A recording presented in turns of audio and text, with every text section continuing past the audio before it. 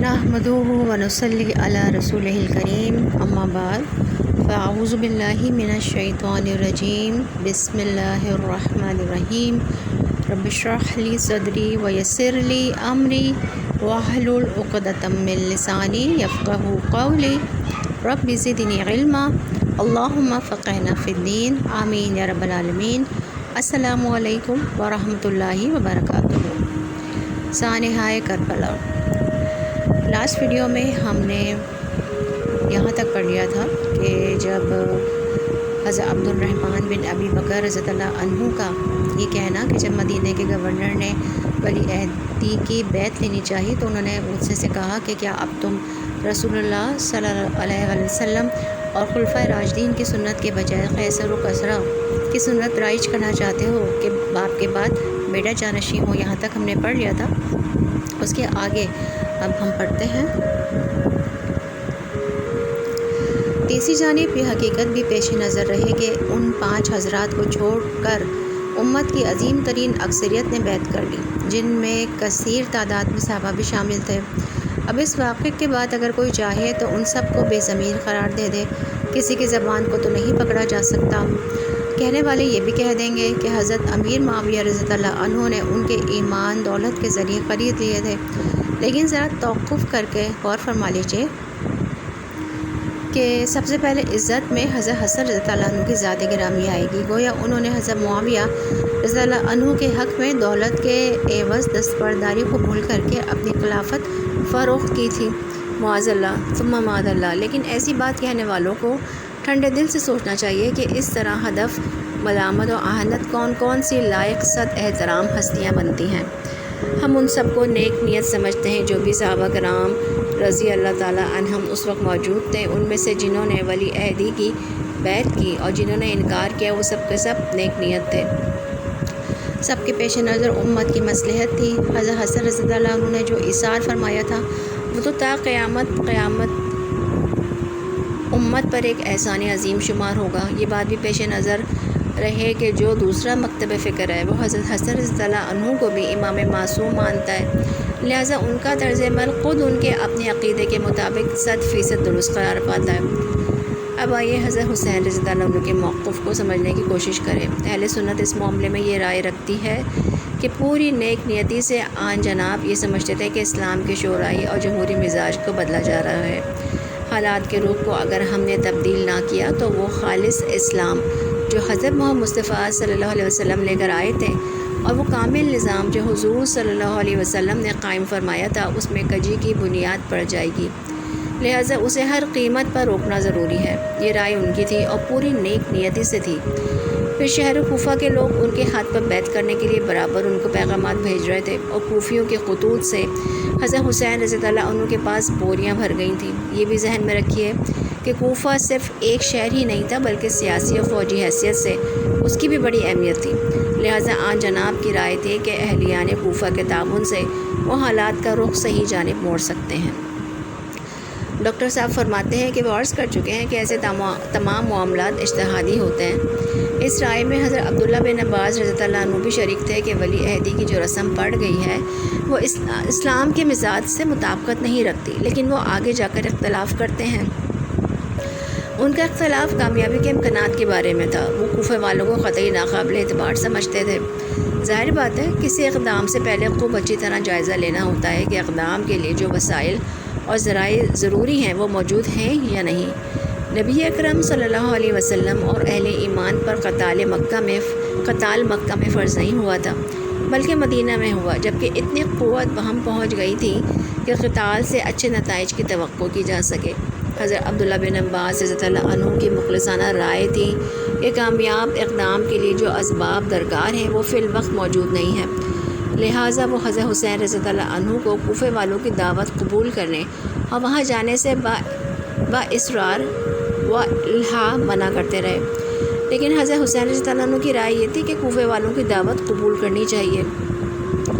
اصل معاملہ یہ تھا کہ جو سچا انسان ہوتا ہے وہ اپنی سادگی و شرافت میں دوسروں کو بھی سچا ہی سمجھتا ہے اور اپنی صداقت کی بنیاد پر دوسروں سے بھی حسن ظن رکھتا ہے۔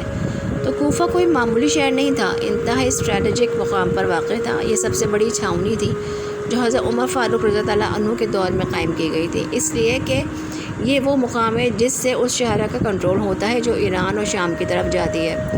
لہٰذا حضرت حسین رضی اللہ عنہ یہ رائے رکھتے تھے کہ اگر کوفہ کی عظیم اکثریت ان کا ساتھ دینے کے لیے آمادہ ہے، جیسا کہ ان کے خطوط سے ظاہر ہوتا ہے، تو اس کے ذریعے اسلامی نظام میں لائی جا رہی تبدیلی کا ازالہ کیا جا سکتا ہے اور اس کا راستہ روکا جا سکتا ہے۔ لیکن اس رائے سے اختلاف کر رہے ہیں حضرت عبداللہ بن عباس، حضرت عبداللہ بن عمر اور حضرت عبداللہ بن زبیر رضی اللہ عنہم اجمعین۔ یہ اختلافی معضلہ بد نیتی پر مبنی نہیں تھا۔ حضرت حسین رضی اللہ عنہ بھی اور یہ تینوں عبادلہ بھی نیک نیت تھے۔ ان تینوں حضرات نے لاکھ سمجھایا کہ آپ کوفہ والوں پر ہرگز اعتماد نہ کیجیے، یہ لوگ قطعی بھروسے کے لائق نہیں ہیں۔ یہ لوگ جو کچھ آپ کے والد بزرگوار کے ساتھ کرتے رہے ہیں اس کو یاد کیجیے، جو کچھ آپ کے برادر محترم کے ساتھ کر چکے ہیں اس کو پیش نظر رکھیے۔ یہ عین ممکن ہے کہ ان کے دل آپ کے ساتھ ہوں، لیکن ان کی تلواریں آپ کی حمایت میں نہیں اٹھیں گی، بلکہ معمولی خوف یا دباؤ یا لالچ سے آپ کے خلاف اٹھ جائیں گی۔ لیکن حضرت حسین رضی اللہ عنہ کا ایک فیصلہ ہے جس پر وہ کمال استقامت کے ساتھ عمل پیرا ہیں، اور ڈاکٹر صاحب فرماتے ہیں کہ وہ سمجھتے ہیں کہ وہ اس معاملے میں فرمان خداوندی و سنت رسول صلی اللہ علیہ وسلم پر عمل کر رہے ہیں، یعنی فَإِذَا عَزَمْتَ فَتَوَكَّلْ عَلَى اللَّهِ، یعنی پہلے خوب غور کر لو، سوچ لو، امکانات کا جائزہ لے لو، تدبیر کو بروئے کار لانا ضروری ہے، ساز و سامان کی فراہمی ضروری ہے۔ یہ بھی دیکھو کہ جو صورتحال سچویشن فی الواقع درپیش ہے اس کے تقاضے پورے کرنے کی اہلیت ہے یا نہیں۔ لیکن جب ان مراحل سے گزر کر ایک فیصلہ کر لو تو اللہ پر بھروسہ رکھتے ہوئے اقدام کرو۔ فَإِذَا عَزَمْتَ فَتَوَكَّلْ عَلَى اللَّهِ، یہ رہنمائی ہے قرآن و سنت میں۔ تو ہم یہ کہہ سکتے ہیں کہ حضرت حسین رضی اللہ عنہ نے اسیسمنٹ میں غلطی کی، لیکن یہ نہیں کہہ سکتے کہ انہوں نے کسی بدنیتی سے یا حکومت و اقتدار کی طلب میں یہ کام کیا، معاذ اللہ۔ اہل سنت کا عقیدہ ہرگز نہیں ہے۔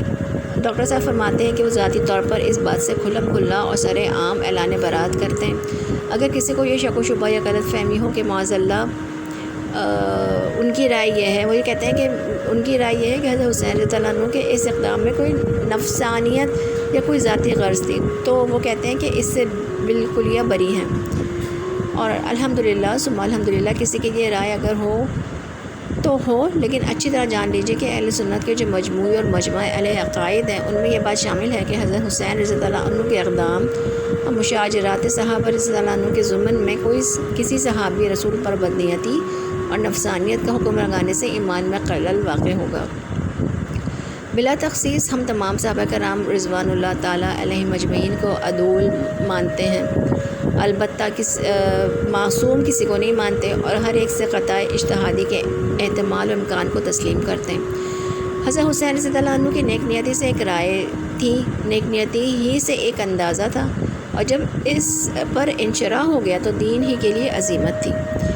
جب ولی عہدی کی بیعت کا مسئلہ مدینہ منورہ میں پیش ہوا تو حضرت عبداللہ بن زبیر رضی اللہ عنہ وہاں سے مکہ مکرمہ چلے گئے تھے۔ حضرت حسین رضی اللہ عنہ نے بھی ایسا ہی کیا۔ چند حضرات کی رائے یہ تھی کہ مکہ مکرمہ میں ہی اسٹرانگ ہولڈ اور اصل بیس بنایا جائے، اور اس ولی عہدی کے خلاف رائے عامہ کو ہموار کرنے کے لیے اپنی قوتوں کو مجتمع کیا جائے۔ ابھی اس سلسلے میں کوئی مؤثر کام شروع نہیں ہو سکا تھا کہ حضرت امیر معاویہ رضی اللہ عنہ کا انتقال ہو گیا اور بعثت ولی عہد حکومت امیر یزید کے ہاتھ میں آ گئی، جس کے بعد کوفہ والوں نے خطوط بھیج کر حضرت حسین رضی اللہ عنہ کو اپنی وفاداری اور آپ کے ہاتھ پر بیعت کر کے جدوجہد اور اقدام کو یقین دلایا۔ آن جناب نے تحقیق حال کے لیے اپنے چچا زاد بھائی حضرت مسلم بن عقیل رضی اللہ عنہ کو کوفے بھیجا، اور ان کی طرف سے بھی اطلاعات یہی موصول ہوئی کہ اہل کوفہ بدل و جان ساتھ دینے کے لیے تیار ہیں۔ حضرت حسین رضی اللہ عنہ نے کوفے کے سفر کا ارادہ کر لیا اور کوچ کی تیاریاں شروع کر دیں۔ حضرت عبداللہ بن عباس رضی اللہ عنہ، حضرت عبداللہ بن عمر رضی اللہ عنہ دونوں نے بہت سمجھایا کہ مکے سے نہ نکلیے۔ یہ دونوں حضرات یہ کہتے ہوئے رو پڑے کہ کہیں ایسا نہ ہو کہ جس طرح امیر المومنین حضرت عثمان رضی اللہ عنہ کو ان کے گھر والوں کے سامنے ذبح کر دیا گیا، اسی طرح آپ کے اہل و عیال کے سامنے آپ کو بھی ذبح کر دیا جائے۔ جب حضرت حسین رضی اللہ عنہ نے کوچ کیا ہے تو حضرت عبداللہ بن عباس رضی اللہ عنہ ان کی سواری کے ساتھ دوڑتے ہوئے دور تک گئے ہیں اور اصرار کرتے رہے کہ خدا کے لیے باز آ جائیے، اگر جانا ہی ہے تو خواتین اور بچوں کو تو ساتھ لے کر نہ جائیے۔ اور یہ حضرت عبداللہ بن عباس رضی اللہ عنہ کون ہے؟